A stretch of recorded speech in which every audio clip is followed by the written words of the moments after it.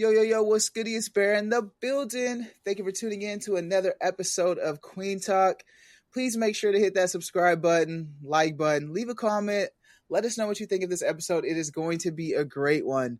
Today we have Dr. Lulu, is a queer Nigerian-born pediatrician, educator, parent, coach, and CEO of Dr. Lulu's Life Coaching Lounge. She is a mother of a transgender young adult and works to educate families, healthcare providers, and non-medical organizations on accepting, affirming, and supporting their LGBTQ children, patients, and employees. A former lieutenant colonel and commander in the U.S. Air Force, Dr. Lulu is also an award-winning LGBTQ plus and DEI advocate. The accolades are amazing, by the way. Like this, And it is really, amazing. at the end of the day, to my kids, I'm just mom, and that's my favorite name. The favorite title is mom, huh? Yeah, that's it. It's I really appreciate you joining Kueen Talk, being a part of this, and sharing your experience. For Kueen Talk, I wanted this platform to be like educational, informative, and storytelling, which I feel like you are perfect example of a guest that I'm looking for. So just thank you again for joining. Welcome. Thank you for having me. I'm happy to be here. And in your to get started, I introduced you, but if you could let the audience know how you identify in the community, your age, if you want to give that, and your ethnicity, I gave it, but yeah, just a little bit that wasn't mentioned. Whoa! So obviously, everybody who is an adult has already gotten a lot of years behind them, and hopefully as many years ahead. So I'm 55. I'll be 56 in March, my next birthday. And yes, I was born, bred, buttered, and slightly burned in Nigeria, one of the most homophobic as well as most religious countries in West Africa. So that goes to tell you. I am the first of 6 children. All my siblings are still alive and well. 2 days ago was my dad's 90th birthday. So I'm excited about that. He's alive and well. My mom is also. When I was, 11, I noticed that I liked girls. I liked looking at girls' bodies, and I just didn't know what that meant. And growing up in Nigeria as a very Catholic child, raised in a Catholic home, my auntie that I even just mentioned that to her, she was like, "Oh my God, you're going to go to hell. Don't even say that again." So I just didn't. And then when I was 16, one of my classmates had mentioned something in my yearbook about that she suspected that I was a homosexual. So I was like, "Oh, if my dad is going to read my yearbook, I better tell my dad." So I told my dad that I liked girls and I liked boys. And my dad, who's just a Nigerian Catholic red cap Igbo chief, said what he knew, which is it's a phase, it's going to pass. I want to start my story there because a lot of parents, like my father, think the same thing, or they want the same thing. They want it to be true. They want their child to not be gay for a long time. They want their child to be gay for a little bit. Just be gay for a period. Let it just be a phase, please, Lord. The funny twist to the story is while I was that child whose father said he thought it was a phase, I became that parent to my transgender daughter who, when I still thought he, in quotes, was gay, I was like, please let this not last. So I want to hold space for parents who don't know what they don't know. And then I want to make a case for people who are not queer, have no business making statements about queer people, but also to drive home the fact that even queer people struggle with queerness. Yes. Even queer parents struggle with their kids being queer. I need to put that in my book, as a matter of fact, because I don't think I put that line there in my book. This book is dropping in the next couple of weeks. I need to put the fact that even queer parents, nobody wants their child to be queer. Nobody wants to be queer, we all struggle with internalized homophobia because of the environment and the society. And then we also struggle with external homophobia towards queer people. As you and I know, a lot of people who are really staunch homophobes are closeted gays. They Yeah. are. Right. And also, a lot of very, very outspoken allies are also closeted gays because Mhm. society just won't let us be.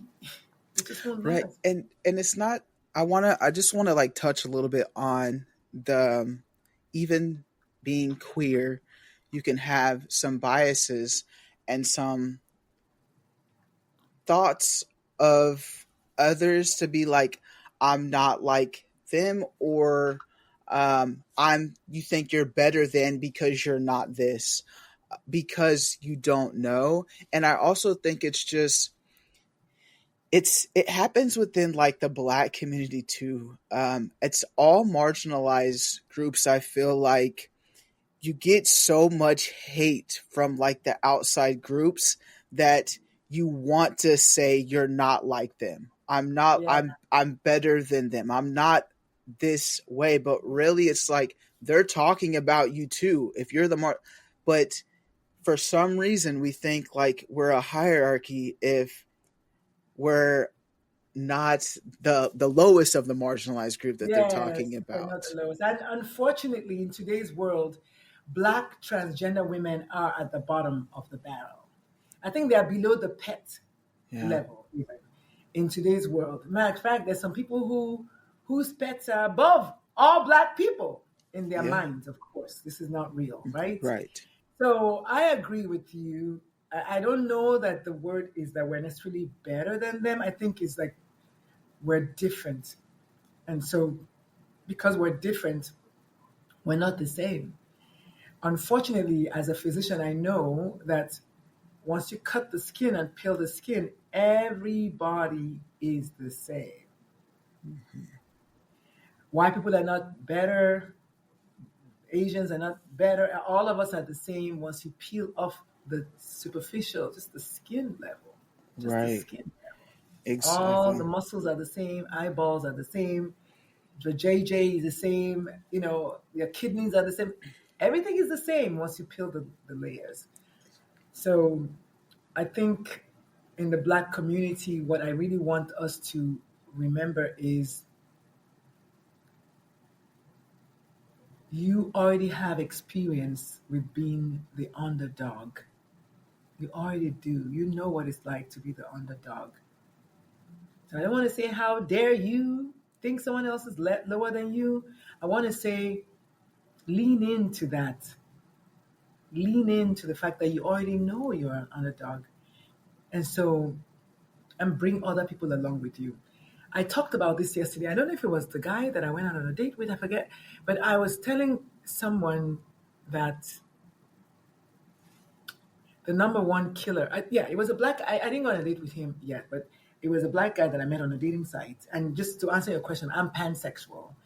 And to finish the story, I thought I was a lesbian, then I thought I was bisexual, and I just recently, at the age of 55, realized that I'm pansexual. That's another day's conversation. We can talk about that later. But this guy, I was telling him, I said, the number one killer of black women is black men, whether black men like it or not. And it's not necessarily just killing physically, which it is, but also emotionally killing us. Their knees are on our necks, black men. And you would think that it will be the opposite because they are all born of a woman. Yet there's this internal hatred, and it's obvious everywhere. Either they date more white women, or they date white women when they get to a certain level, they want to date white women, or they just low key take digs at black women. They just, and that's what he did on the phone, which is why I told him, I said, you know what? I think you are taking subtle digs at me. You are. I can feel it. You can't tell me how to feel. Hmm. And of course, my feelings come from a thought, but my thought is because of what you said. So I was like, how does it make you feel to take subtle digs at a woman that you want to go on a date with? And so at the end of the phone call, I blocked him. I said, I'm out. But Yeah. yeah, so black people have no business hating on other black people. Some black women hate on black women. I mean, Yeah, I trans think women get a it's lot of hate from other women too, but this black men versus black women thing is just, it's as very much as they unfortunate. advertise black love, they want to talk about black love, but we also see the subtle digs at black women, especially ones that are successful and outspoken. I cannot dim my light for anybody. I don't care who you are. It's my light. I get to Yeah. shine it.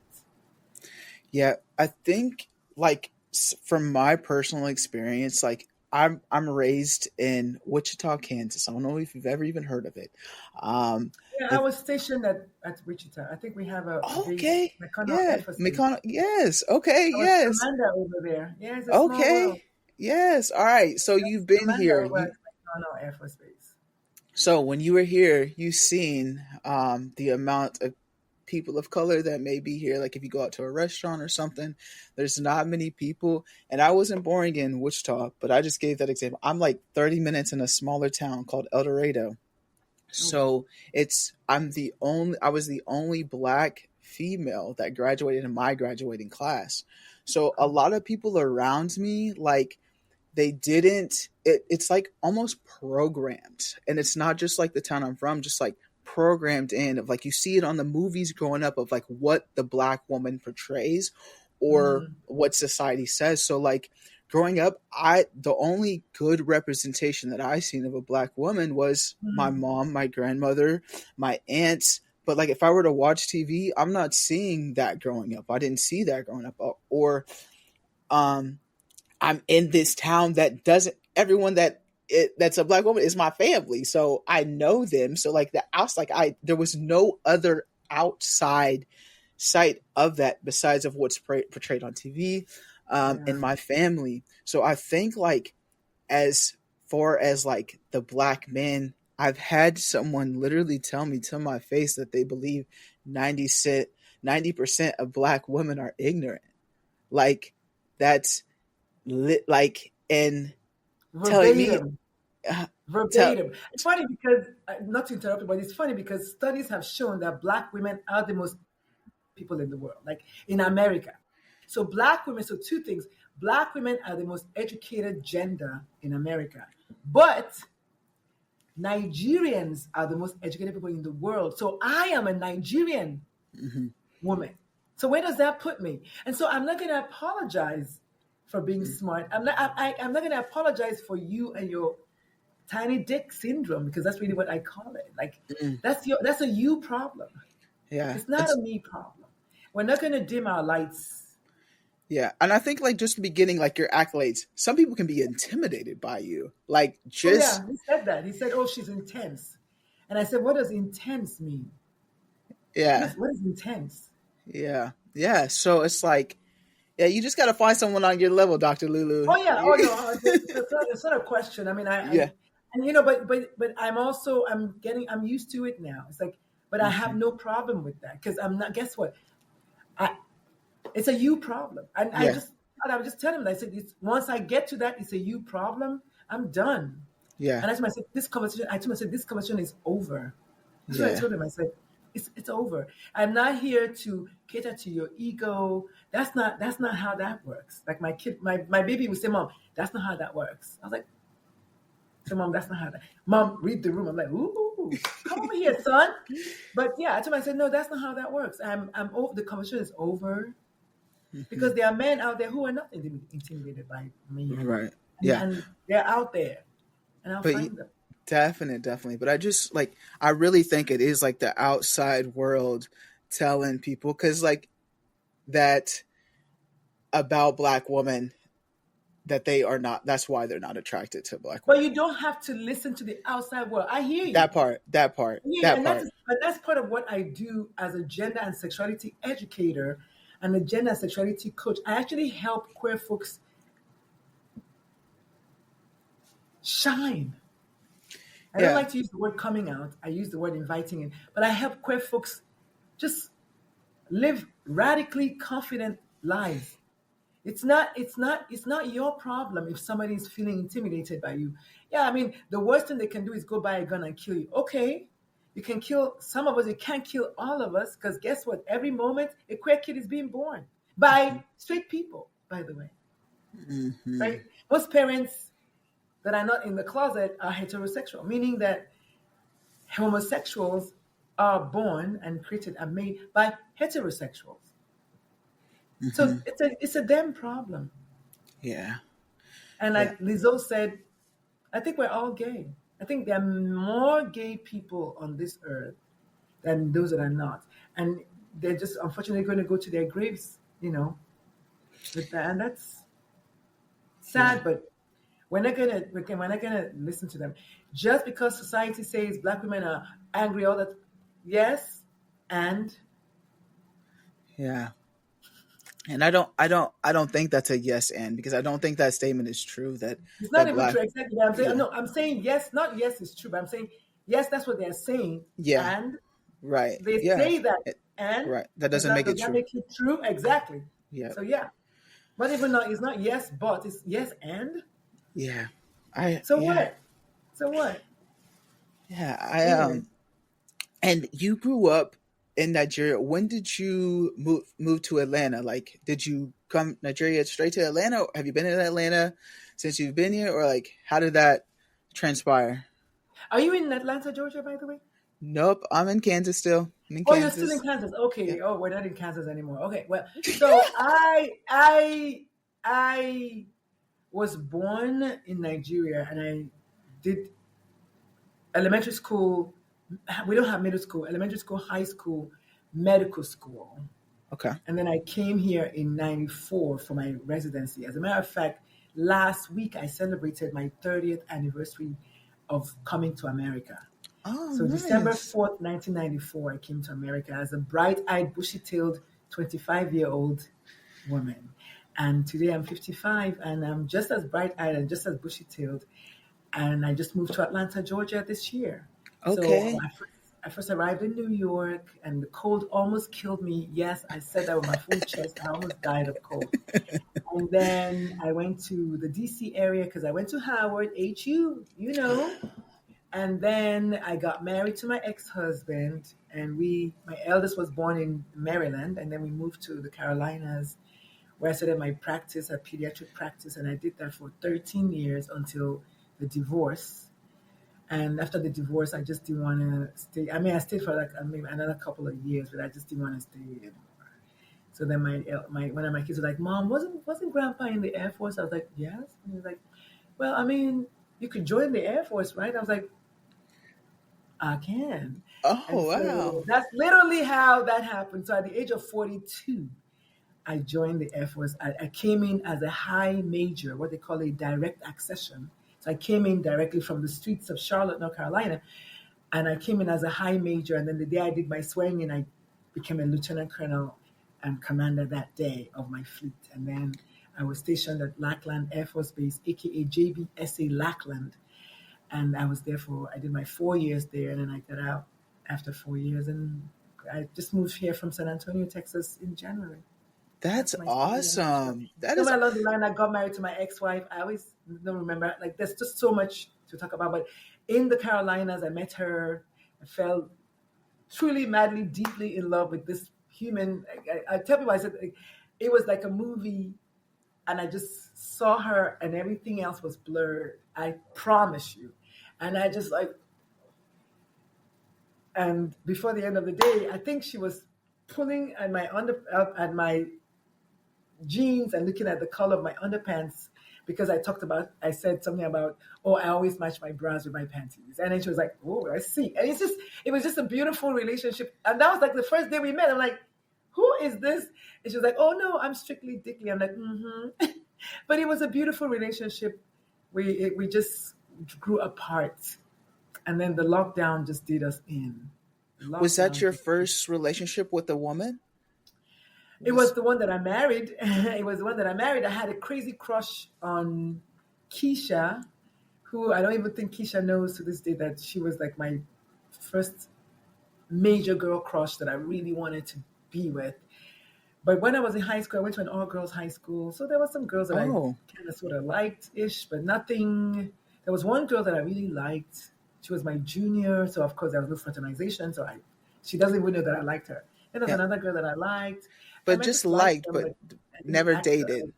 No, not in. No, I never dated till I was in medical school. No, no. Oh my Yeah. God, So the no. first woman that you dated was at what age? I married her. Yes, I Oh, married okay. her. So yeah, so you got introduced really quick of how quick female relationships can work. When I say I fell truly, madly, deeply in love with her, I did. I don't have I'm very proud to say I don't have a history of having dated too many people. That's I was good. married to her for 10 years. I was Oh, married to my ex for 13 years. So between the two of them, that's 23 years, and I'm 55. So it's almost half of my life I was married to these two people. And before that, I didn't date a lot because I started dating at 22 when I was finishing medical school, and I got married at 29. And I had one boyfriend um, through our college, and so I just fall in love with people, and I just like them, and I just want to be with them, and they want to be with me. I'm just happy. yeah. So I have to ask, when you first initiated this relationship with the female, um, the one that you married. Now in Nigeria, I just read that like it's still a thing. Like there's a Christian group condemning LGBTQ and stuff like that, wanting stricter laws. And um, so, what was your family like? Because I've seen like in videos and stuff like you've taken your kids home, like and stuff like that too. So, what's your family like? Your mom, your dad, and people back at home. So, What's that like?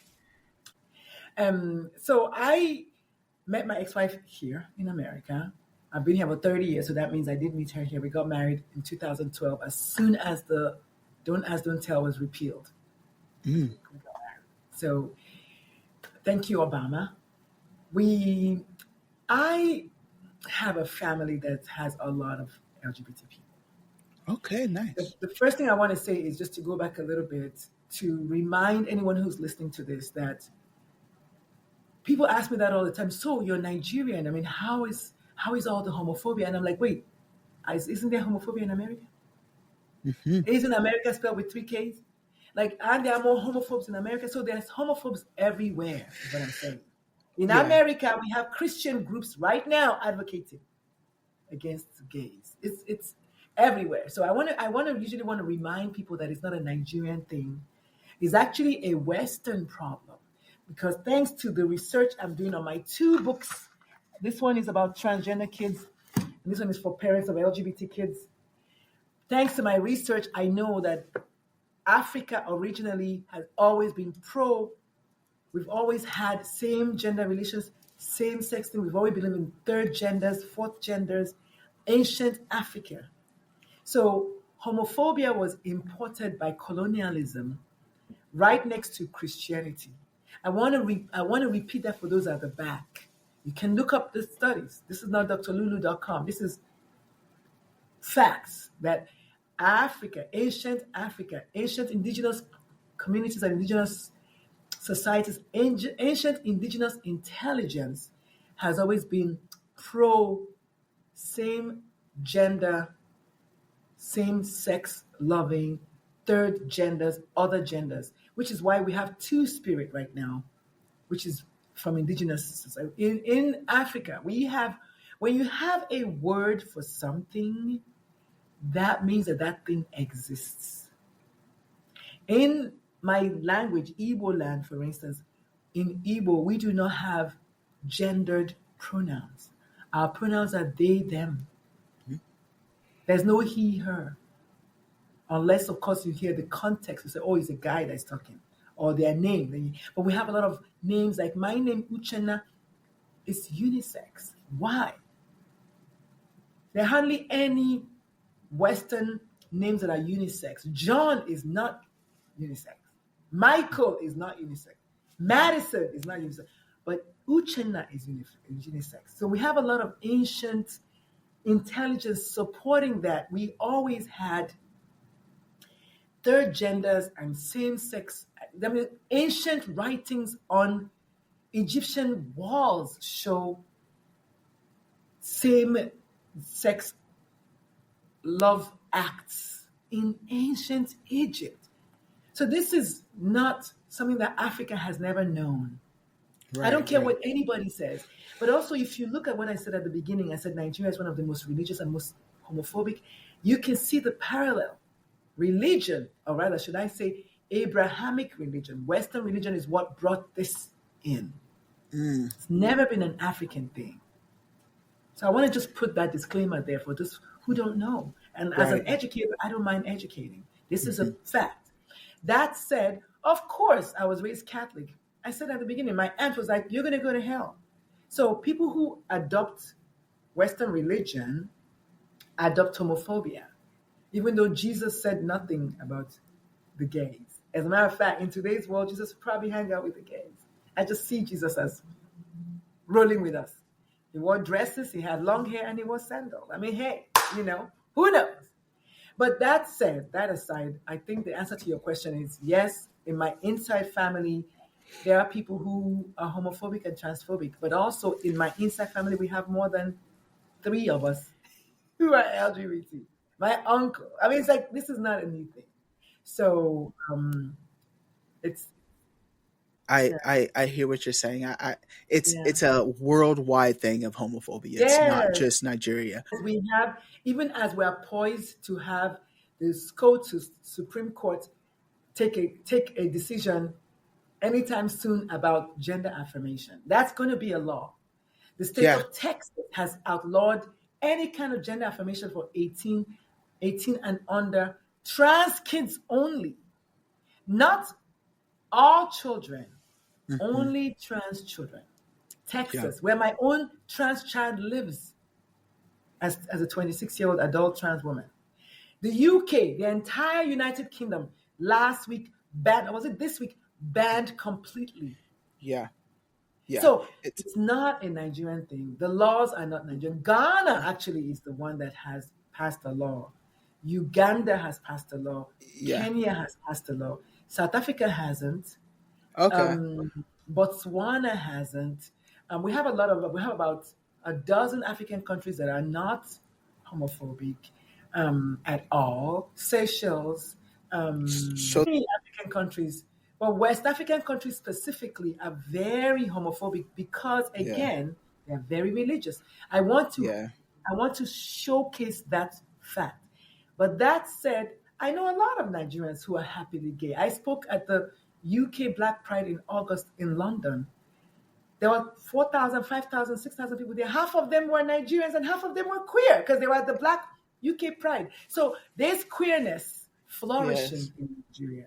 Today at Good. 9 a.m. this morning, they had a webinar that was discussing the intersection between religion and queerness, BC Alimi Foundation in Nigeria.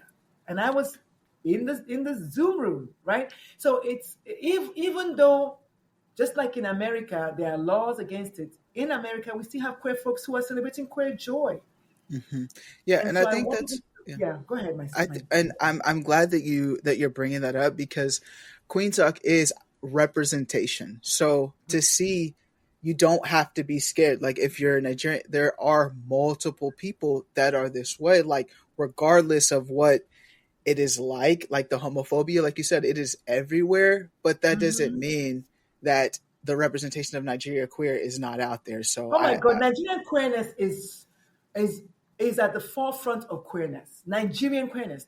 We have authors like me, but also lots of other authors. We have Reverend Jide Macaulay, who is in the UK, who is a reverend and calls himself Mother, Mother, Mother.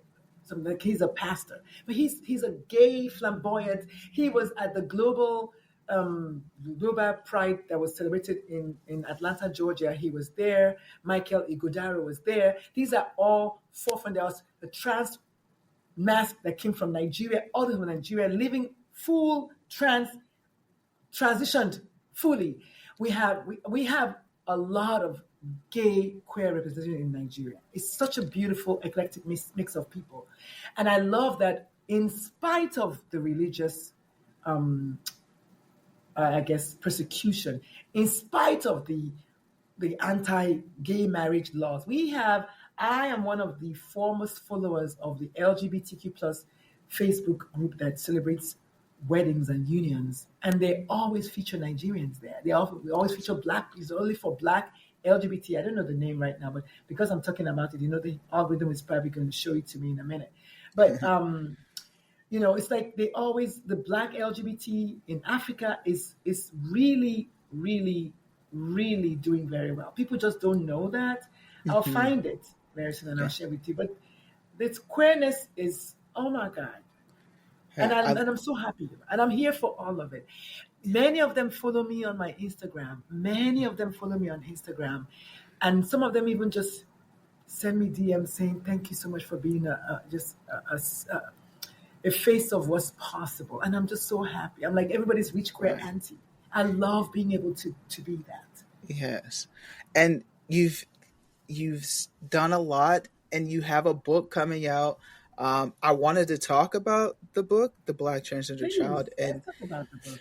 What's of course you have a transgender child. Is that like why you created this book? Because as we said in like the beginning of this, your own understanding, like you even said the same thing, like it's a phase. Like what made you want to be like, okay, I need this to create this book?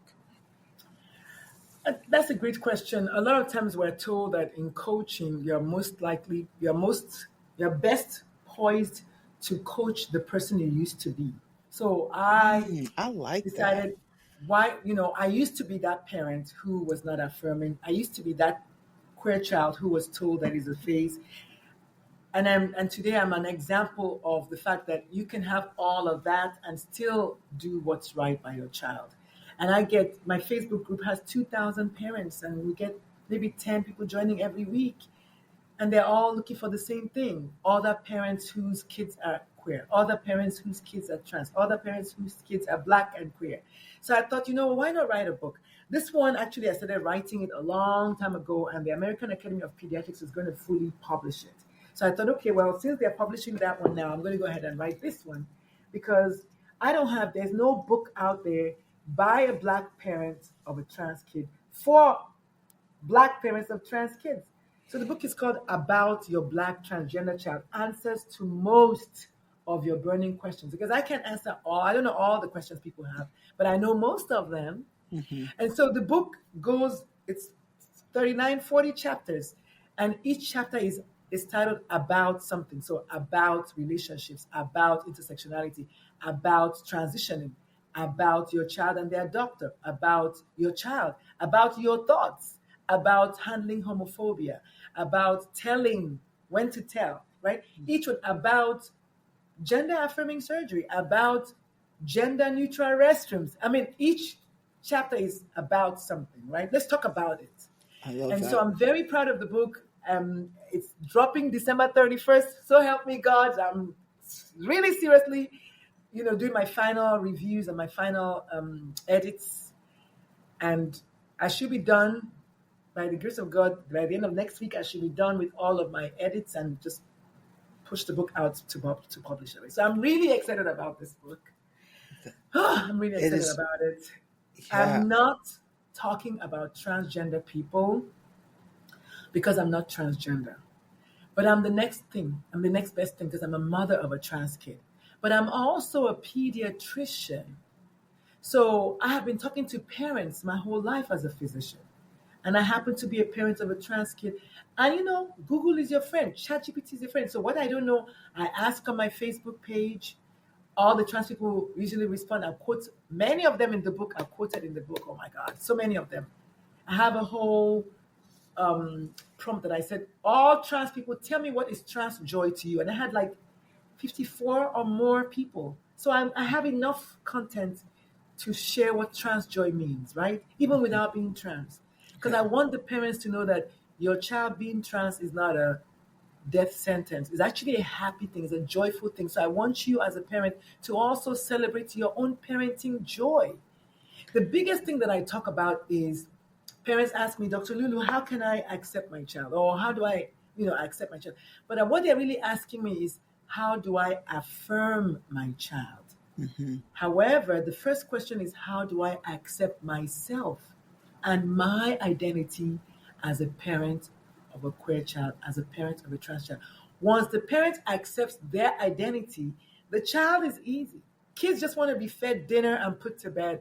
They want to be read a book. They want to be able to bring their friends to the house. They just want you to just show them that home is safe.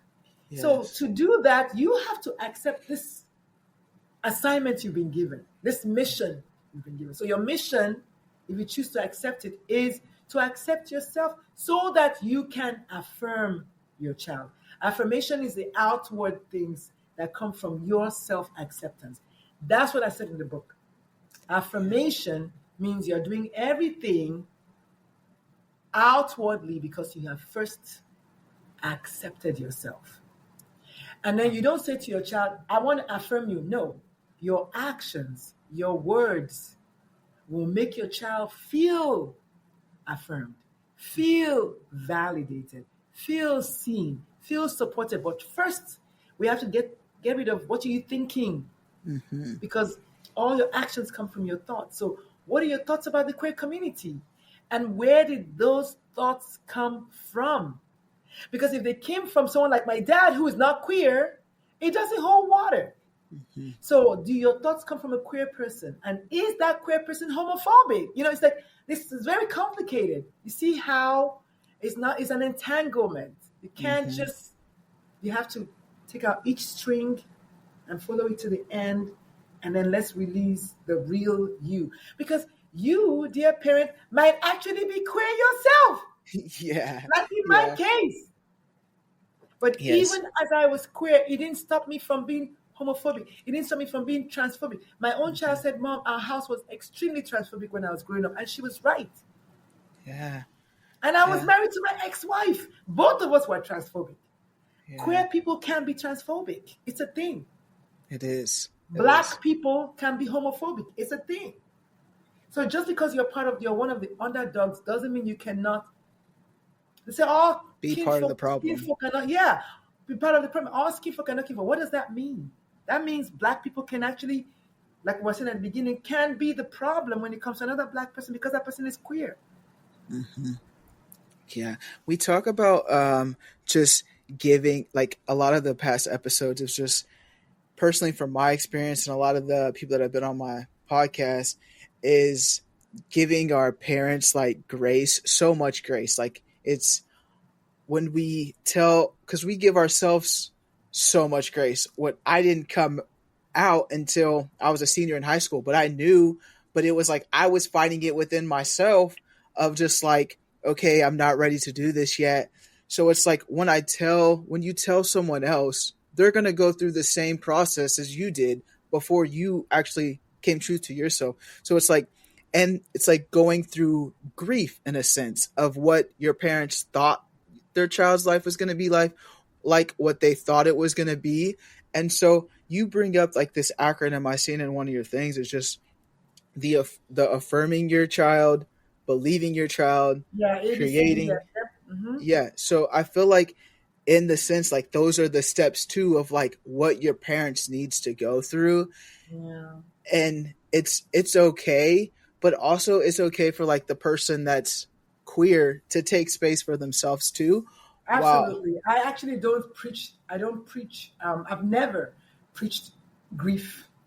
The first time I wanted to explore that and said, oh, you're mourning the loss of the child you expected. My kid helped. She was like, no. She pulled up she said, no, Mom, what are they mourning? The child is here. Yeah. And so I don't use that. And that was supposed to be my second. The one. I don't know if you've seen the TED Talk, the little clip that's gone viral. It has me talking about inviting in. Mm-hmm. We have 400,000 views now. Just a 30-second clip of that is on my page. In that TED Talk, I was supposed to say to the parents, first of all, the TED Talk is titled Rethinking the Closet, right? Mm-hmm. Coming out versus inviting in, which is why this is called Invited In. I want the parents to know that they have been invited in to their child's world. It's not the other way around. Yeah, I like that. And so if the child needs to, and I forgot where I was going with that, but just going back to what you said about all the things, the parent ideally should not have any expectations. My third TED Talk is titled Let the Children Lead. parenting as students. Because I want parents, you don't know your child. You think you do, but you don't. Mm-hmm. You Right. only know what your child shows you. And I use an example of peanut allergies. Very simple. I said, how do you know your child is allergic to peanuts? You have to first give it to them. And then your child will have a reaction. Same thing with any kind of knowledge that has to be. Your child has to tell you, Mom, I don't like broccoli. I love spaghetti. Then you now know your child loves spaghetti. And so same thing with being queer. You can suspect all you want, but if your child doesn't really find you safe enough to invite you in, then you don't know for sure, Yeah. right? And so when there's all these things, we also go through our own internalized homophobia. We also have our own journey of self-acceptance as queer people. But the reason I don't want to focus on mourning or grieving anymore is because my child who is a trans man said, Mom, when your child is dead, you can grieve. But this child is alive. All you gotta do is just change your perception. It's a mirage. You thought your child was this. Your child isn't. There's nothing to grieve. So parent the child that you have. Yeah. Because if you focus on grief, then how long is the grieving period? Right. The child is here. Yeah. Yeah. That I is like what that. got me. Yeah, that's what got me to say, wait. If a child passed away, I'm not going to tell you how long to grieve. But this child is alive, so you want to grieve. What are you actually grieving? The child is saying, Mom, I'm not red. Yeah. So you're going to be over here saying, oh. So what about the child though? Yeah. I'm gonna start using that instead because you're right. Because the child isn't dead. She was right. She checked me. Yeah. But yeah. Yeah. I love that because it's just me again giving parents more grace. And for you, how do you split the dynamic of this is your child, like giving the child more grace than the parents? Because I feel like Yes. I have a No, problem with I think parents have had too much grace. We've had enough grace. And let me tell you why. Because children always want to please their parents. Children never want to disappoint their parents. Children never want to hurt their parents' feelings. That's the other way around. That's the child here. This is why we have a high rate of suicide. So let's be honest. That African American kids aged 5 through 12 are twice as likely to die by suicide as their white counterparts. Why? Because of societal pressure. So we're not going to give adults, whether it's a parent, an auntie, a cousin, we're not giving adults grace when we have a child involved. Yeah. And because of this whole grace thing, some adults in the legislature, now they've dug their heels in. They're now digging their heels in. Okay, we are going to tell you what to do. No. Yeah. So we can't give parents. If you want to learn, Google is your friend. Ask other parents. Don't ask your child. But you need to get with the program sooner than later because guess what? The kid is going to grow up and leave and never come back. The kid is going to be depressed and anxious and suicidal. Is that what you want? So that I can be given, so you can be, I have grace? Yeah. So we can't do that. I'm sorry. The parents that I coach, they know straight up, I'm very direct. Listen, your child is gay. And if your child was born by another parent, they will still be gay. So it's not you didn't do it. And remove that guilt from, what did I do wrong? You didn't do anything wrong. Your child just is. God made your child. So you didn't do anything wrong. You didn't make your child to begin with. So I want them to understand that fundamentally you did not create this kid. They came through you as if you are the vessel, but you didn't give the kid life. Yeah. So you don't get to determine who they're going to be, because that's the problem. That's why we have such a high suicide rate. The people who die by suicide, they're not dying because they're queer. They're dying because of the expectations and the pressure. So let's remove the pressure. And for parents need to understand that you are not only the most important person in your child's life, you're also the most influential.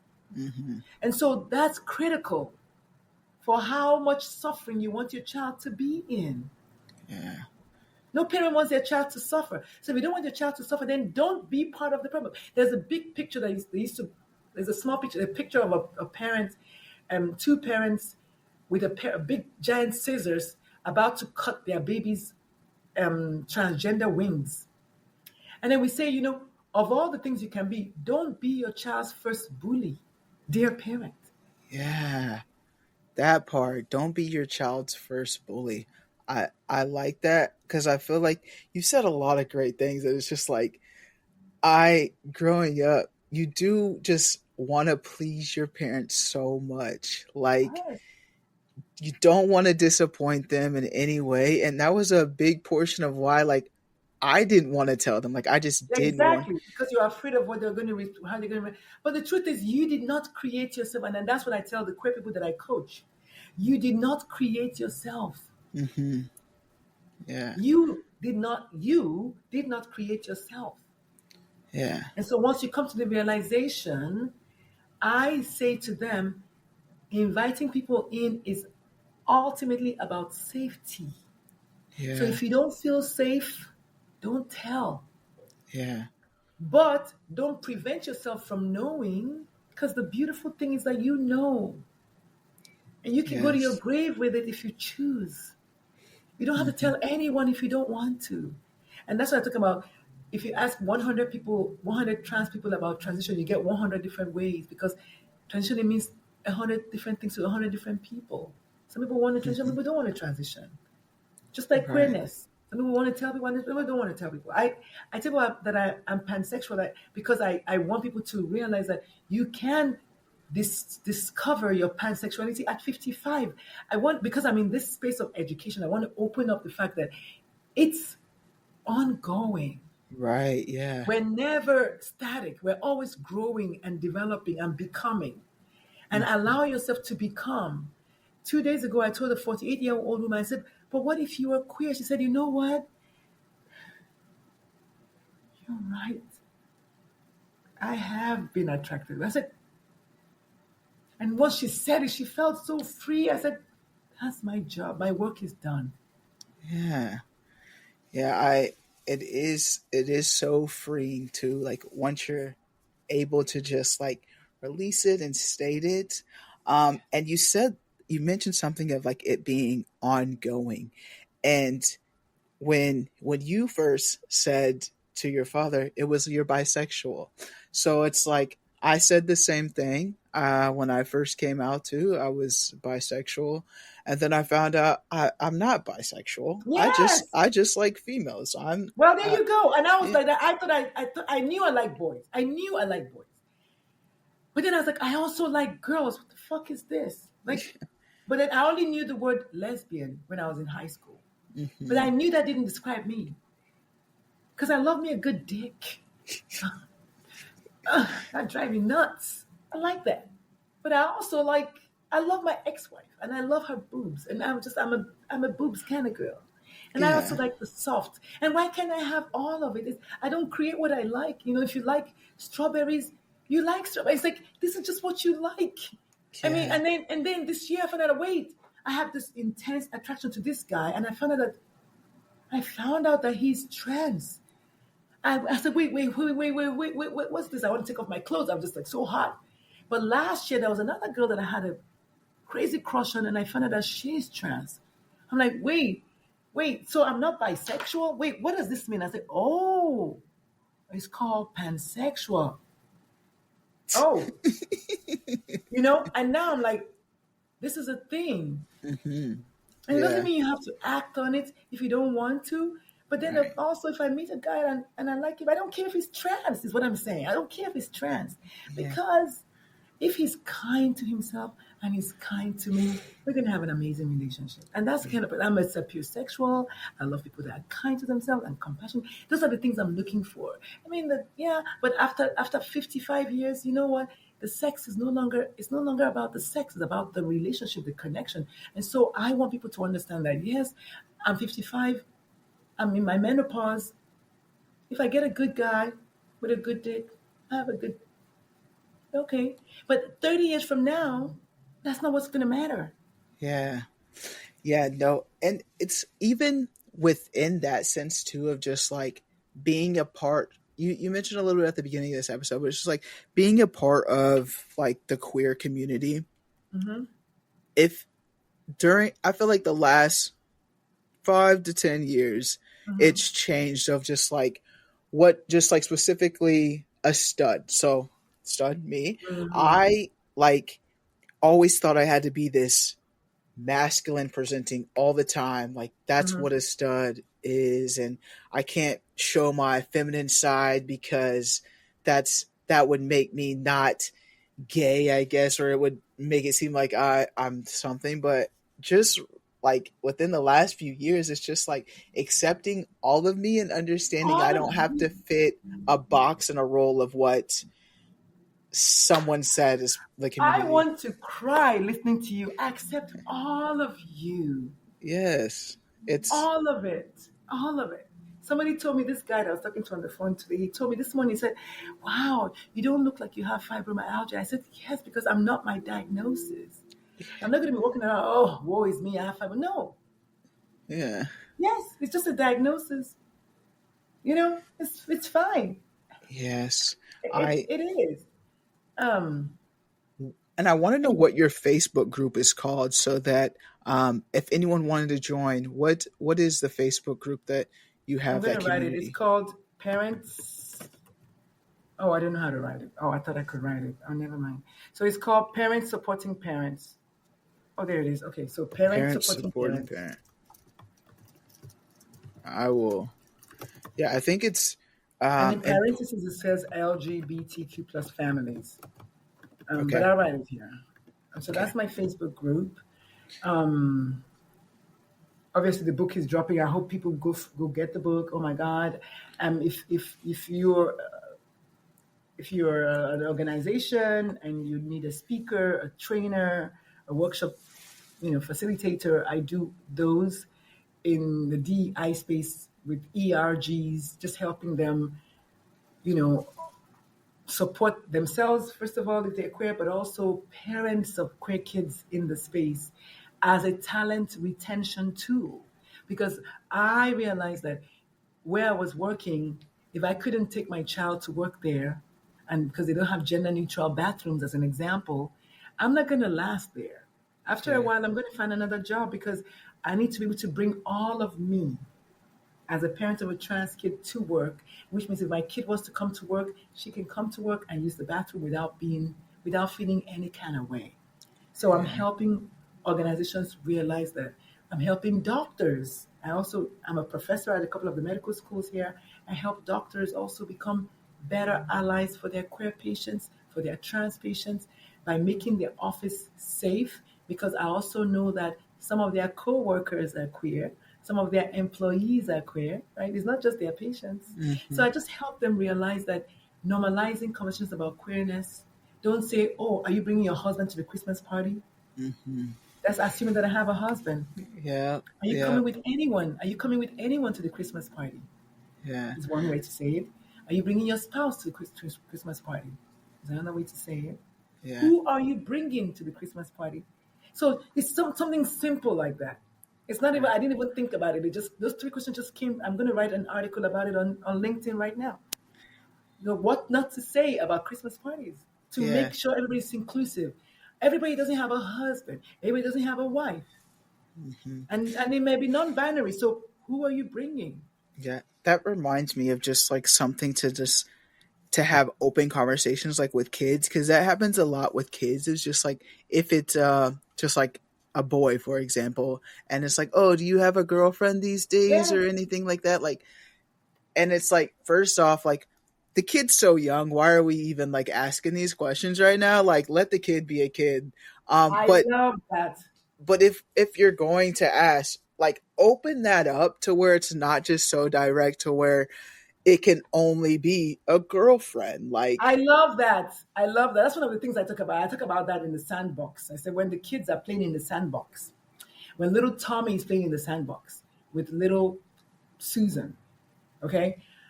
Why is it okay for you to say, oh, that's little Tommy's little girlfriend? And it's like giggle, giggle, giggle.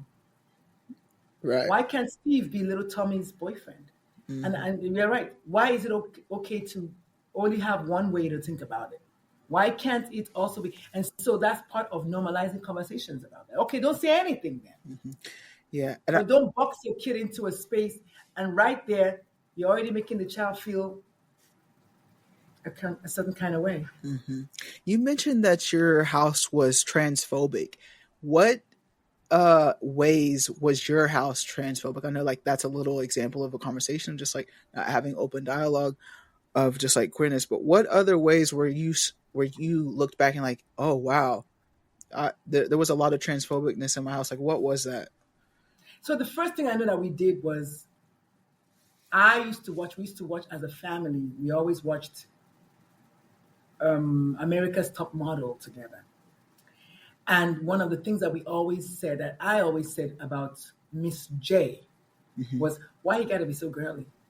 Why is it so much? Why is he always so much? And while that was maybe not direct transphobia, I never asked my kid to qualify. She didn't need to, because Right. I Yeah. knew that deep inside me, I was scared of trans people. Like most people, I was like, well, why can't they just, why do they want to do the surgery? And so I realized, I knew it. So when you believe something, it will show. You don't have to always say it. It just shows. So I knew my kid. I was thinking at that time that we're just gay, but I still didn't like that. Going back to what I was saying, even though I was living with my ex-wife, the hypocrisy of it, right? I was like, oh, I just wish you were not gay. Like, why do you have to be gay? God, why make my kid gay? As I was living with my ex-wife. So what I'm trying to say is, kids should not, you see why I said kids should not be giving their parents grace Mm-hmm. if their parents are obviously doing the wrong thing. Yeah. So always talking about, oh, Miss J, oh my God, I'm just saying, why does he have to be so girly? Parents need to watch what they're saying, because your kids are listening. Yeah. The kids Definitely. are listening. And I don't remember exactly, you know, all the conversations, but I remember that one. Yeah. And she didn't give me any example, but she doesn't have to give me, because I know that I spoke it out. Like, oh my God, there's one of them. My ex and I will kind of fist bump each other like, oh God, there's another one. The kid is there, but I didn't know that at that point. But now I'm saying to parents, don't do that, period, because you don't know. Yeah. And people that say, oh, I don't have any gay kids. Are you sure? Mm-hmm. You don't know for sure, because kids will, like we said at the beginning, they will morph themselves. They will do anything to make their parents just. So many children are hiding in plain sight. That's one of the classes that I teach, is about hiding in plain sight. Mm-hmm. Because my kid was hiding in plain sight. She was right there the whole time. Yeah. And one time I was like, oh, I'm so glad. I've always wanted a daughter. She said, Mom, you've always had a daughter. Yeah. She was hiding in plain sight. Yeah. So, I mean, and because I raised my kids to have that kind of conversation. I mean, she went to Stanford, full scholarship. So we raised smart kids. Okay. So I raised, like I said, my baby would say, Mom, read the room. My baby would say that. I'm not rudeness, but if I need to be checked, I need to be checked. Yeah. Parents should not get extra grace. We're all adults in my house now. My youngest is 20. Mm-hmm. I mean, with respect, yes, but still, tug at the edges if they need to be tugged at. Yeah. Parents are not they're not infallible. Right. They're not God. They make mistakes. Yeah. So check them. Yeah. I love that. I love that. Dr. Lulu, I just appreciate you coming here today. And the conversation that we had, it was you gave things to me that I didn't know that I needed to. For me personally, just like I said at the beginning, it was just, I'm now moving forward. Like in the past, I would always tell my guests, like, give your parents that grace, and like we said, like the grieving stage, but just like moving forward, because I did that for my parents, and I still do that. With certain family members. So it's Yeah. like I got to get out of that space. So I appreciate this conversation because it's gonna allow me to just like make changes moving forward with some aspects Yeah. of my I mean, life. that's the thing about knowledge, right? Knowledge is power, which means once you know something, you can't unknow it. Mm-hmm. You already know it. And one of the things, and I'm happy to coach you, we can just do one session if you like, just to kind of help you navigate that, which is what I do. A lot of my queer patients, my clients, I just have one session with them. That's it. Because it is so empowering when they're done. It's like they only need one session. Yeah. As opposed to the parents who are like, oh, What's my pastor going to say? Yeah. Ah, what's Yeah. my husband going to say? I'm like, let them say. They're going to say anyway. Right. Yeah. So we can't continue to give parents grace as if they don't know. A lot of parents know. Definitely. But what they want is what I said at the beginning. They want their child to remain hiding, to protect them. They make it about themselves. We can't do that. And the first line in this book is, oh no, that's not this one. This book is We. Mom, it's not about you. This book, this is my second one. The first line is Mom, it's not about you. And my kid said that to me. Mom, it's not about you. Yeah. It's not about you. Yeah. That's perfect. Because it's not about me. And again, like I said, with my own parenting style, I welcome my kids checking me. I'm Mhm. not infallible. I'm human. I'm Yeah. not beyond making mistakes, beyond having blinders. I'm not. I'm just like any other human. I will lean in and say, oh. And so the first line says, Mom, it's not about you. That's what my kid said to me. Yeah. And she was right. Definitely. Definitely. Dr. Lou, I feel like we should leave the audience with that, but I'm gonna ask you, what would you like to leave the audience with today? What? I think what I want to leave them with is the poem by Marianne Williamson. I think I'll leave them with that. So the poem is titled Our Greatest Fear by Marianne Williamson. Our deepest fear is not that we are inadequate. Our deepest fear is that we are powerful beyond measure. It is our light, not our darkness, that most frightens us. We ask ourselves, who am I to be brilliant and gorgeous and talented and fabulous? Actually, who are you not to be? You're a child of God. Your playing small does not serve the world. There's nothing enlightened about shrinking so that other people won't feel insecure around you.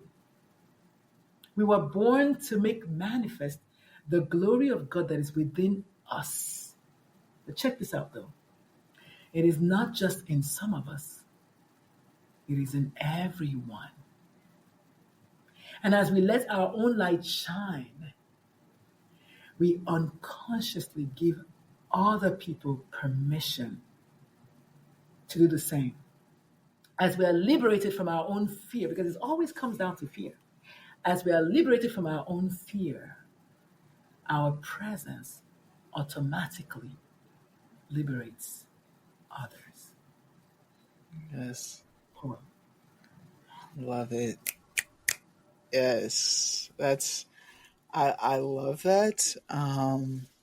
That's amazing, and you're completely. The poem is very fitting, for sure. Um, and it is, people want to not speak up for others, not speak out for themselves, is because of fear.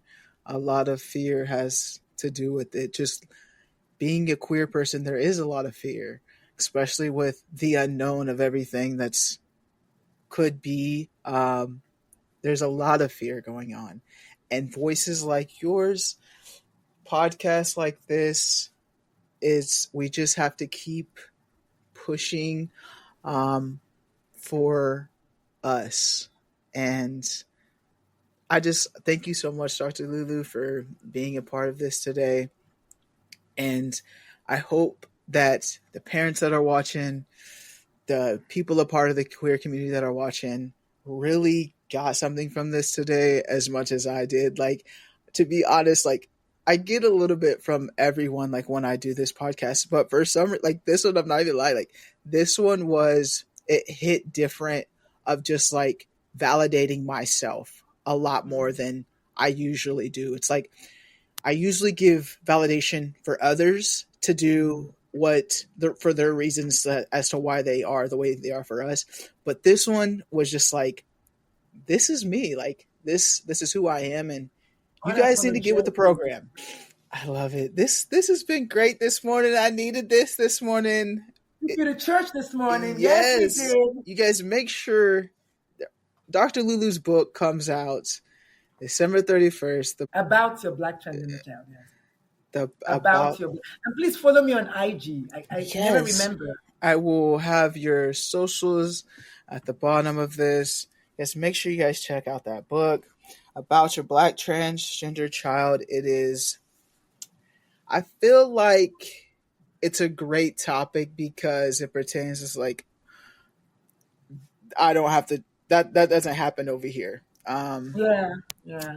Which it And it goes does. deeper than that. It talks Yeah. about, I was very intentional when I picked the black transgender child, not about, in the book, I have 10 reasons why black people have this stance. I talk about it in the book. 10 reasons. And I have a lot of research and I talk a lot about ancient African wisdom, which was very welcoming to trans people, to queer people. And I elevated that in the book. I want people to know that also it's not your fault Yeah. the way you think because it's society conditioned you. But just because society conditioned you doesn't mean once you know the right thing, you can stop doing that. And so that's why I said you at one point you have to stop listening and ask yourself inside your heart, what does your heart say? Yeah. That's it. We'll never finish this talk. Thank you so much. It was very nice. Yes. Yes. Thank Appreciate you guys so much. Thank you, Dr. Lulu. Thank you guys for tuning in to another episode of Kueen Talk. If you guys enjoyed this, please let me know what you think in the comments. If you're new here, make sure you guys hit that subscribe button, like button. We have a lot of great conversations here on Kueen Talk. As you guys can see, I got new merch. If you haven't already, check out queentalk.com. You guys can get some merch there. Dr. Lulu, just thank you again. And as always, family, friends, strangers, love, be nice.